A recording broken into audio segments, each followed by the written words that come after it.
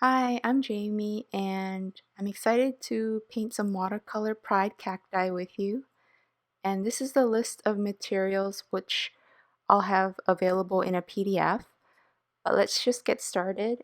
And so I'm taking my sap green and painting the shape. And it helps to have a big brush. I'm using actually a size 10. This is from the Pigeon Letters. And I've dipped into the water to lighten the color so you'll get a nice change in value. And now I'm painting another shape, again dipping in the water to lighten the color and letting the colors blend. And sometimes I just like to splatter to kind of get the nerves out because I'll feel like I'm getting too tight, and so yeah, that helps.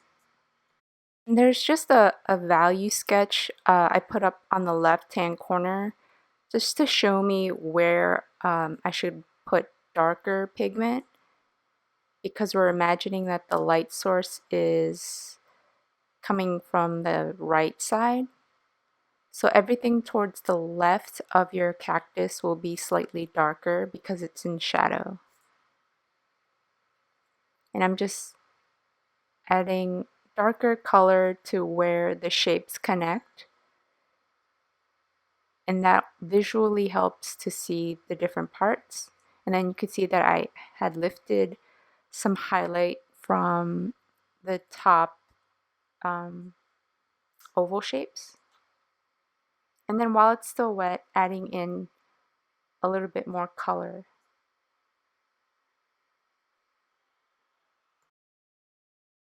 And now I've just rinsed off my brush so we can work on our next cactus. And this is like a deep green color. You can use any color, just make sure it's a little different to give some variety. And I like to start with the outer edge and then lighten the color with some water and kind of blend downwards to create the shape.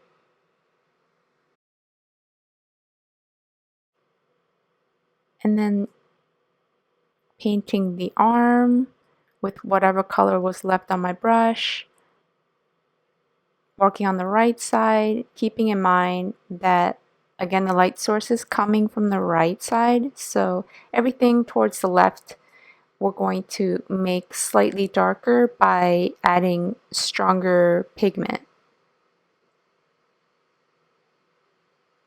And you can continue to modify the shape as long as it's still wet.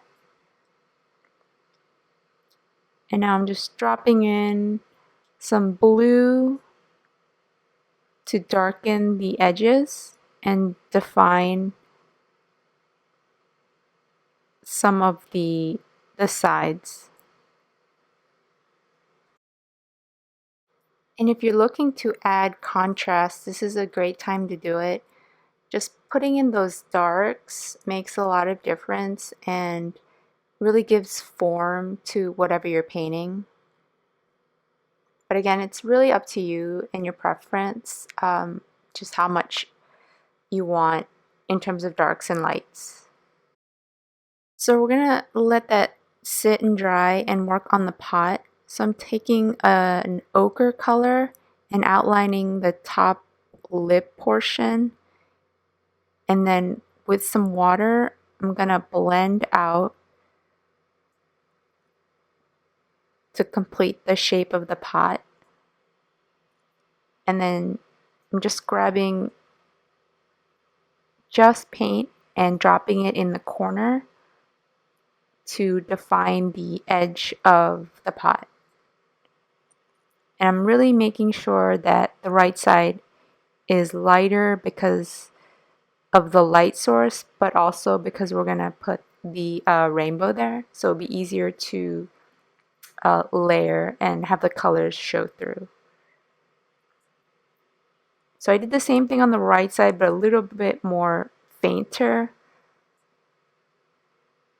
because although the shadow should be on the left side, I don't want to cover up the area so that our rainbow can be nice and bright.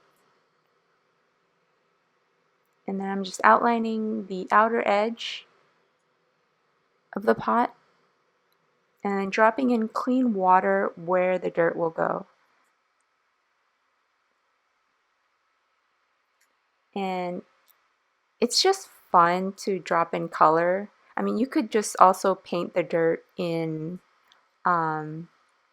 dry surface, but doing it this way, you get a little bit more spontaneity and some mixes that you wouldn't have otherwise gotten. So really just try it. If you like it, great. If you don't, then you don't have to.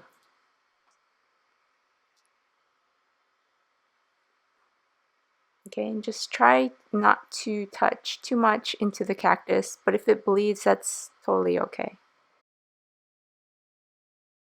And you can actually just mix your ochre with some blue and red to get this dirt color if you don't have a brown. Because if you mix your primaries, you get a sort of like a mud color. Yeah, so just limiting your palette actually helps in making everything a little bit more cohesive and you get to work on your color theory. All right, so now I've switched to my number 4 size brush to paint the flowers. So really simple, just these are just dash marks that form a V shape because it's like we're just looking at it from the side. And for this flower, we can try to imagine it like we're looking down on it, so we'll see part of the inside. So I'm reserving the center so that we can paint it later with a darker color to show the interior of the flower. I'm just checking if these guys are dry. I think they might be. And so I'm adding little spikes, same brush, and just kind of poking them out in places randomly.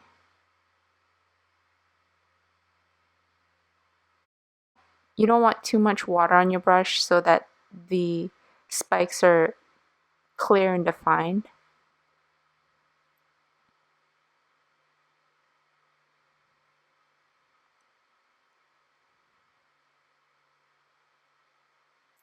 And I'm noticing that it dried a little bit lighter than I thought it would, so I'm just adding a little bit more darker color on the left side. And it's, again, it helps show the shape and where the shadows are. But if your cactus looks fine, you can skip this step.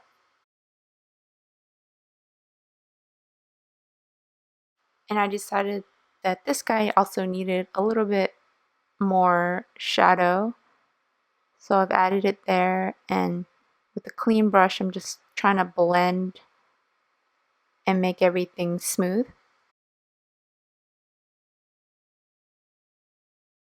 And now we get to do the fun part, the rainbow.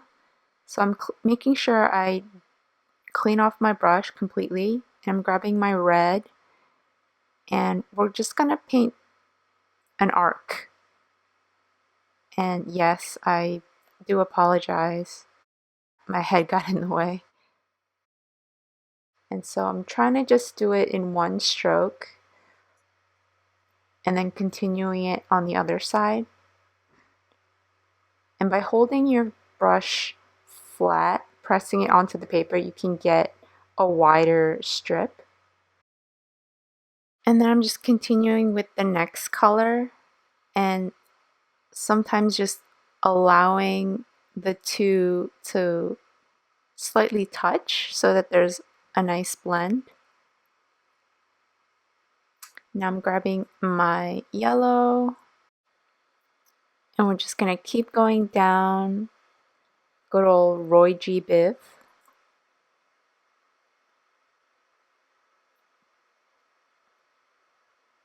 And I'm just making sure that each time I pick up a new color that my brush is completely clean.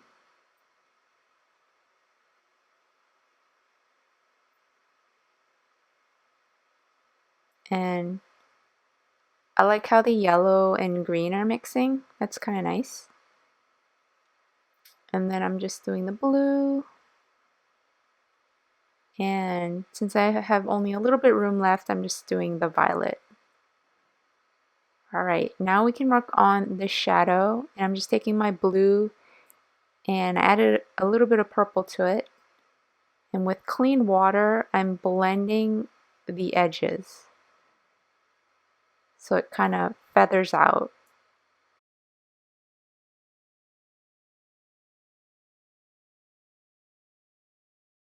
And now we can go ahead and add a little bit more personality with some more detail work.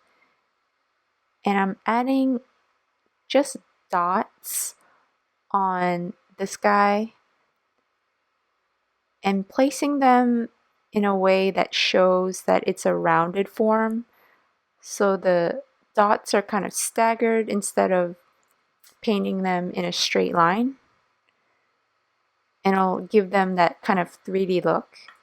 And for the saguaro, I'm painting broken vertical lines that kind of differ in width, and for the arms kind of following the curve again to give it that form. And yep, I'm sorry.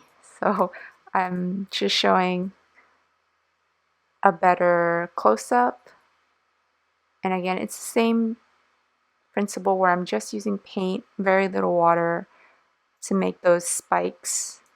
And some of them, and I'm varying the placement where some of them are on the edge and others are more towards the center. And now I'm just adding a little bit more contrast by adding a little bit of darkness to the underside of the pot. And depending on how the pot's dried, you can also add a faint outline on one of the sides to kind of show the edge.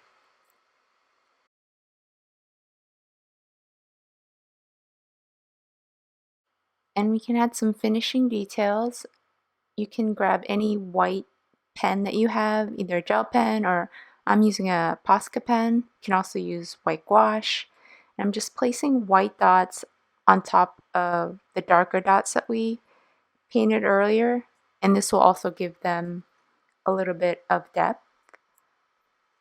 And then in the shadow area of our saguaro, I'm just adding those vertical broken lines.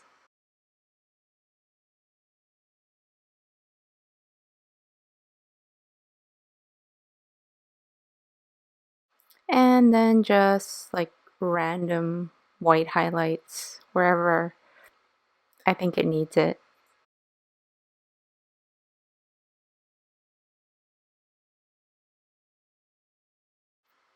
And then we can go ahead and paint the interior of our flower and add some shadow.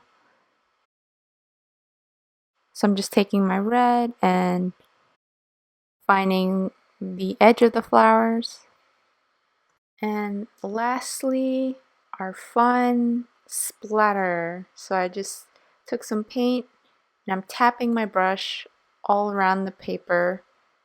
And I just like to do it because I feel like it gives it a little bit more energy, and you can just erase any pencil lines you have and you have your watercolor pride cacti. So thanks for painting with me. Hope you had fun.